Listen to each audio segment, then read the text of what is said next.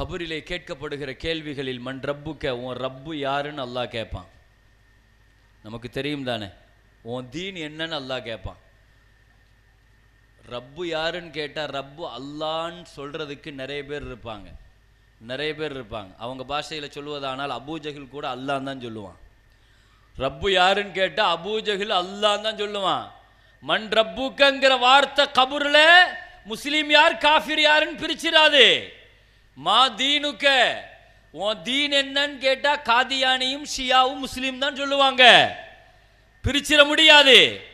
புகாரில வருது, மூணாவதா ஒரு கேள்வி கேட்பான், மன் ஹாதர் ரஜுல், யார் இந்த மனிதர்? முஹம்மது ஸல்லல்லாஹு அலைஹி வஸல்லம் அவர்கள் காட்டப்பட்டு, மா தகூலு ஃபீ ஹாதர் ரஜுல், இந்த மாமனிதருடைய விஷயத்தில் உன் அக்கீதா என்ன, உன் கொள்கை என்ன, நீ என்ன தெரிஞ்சுக்கிட்ட, என்ன பேசிக்கிட்டு இருந்த, என்ன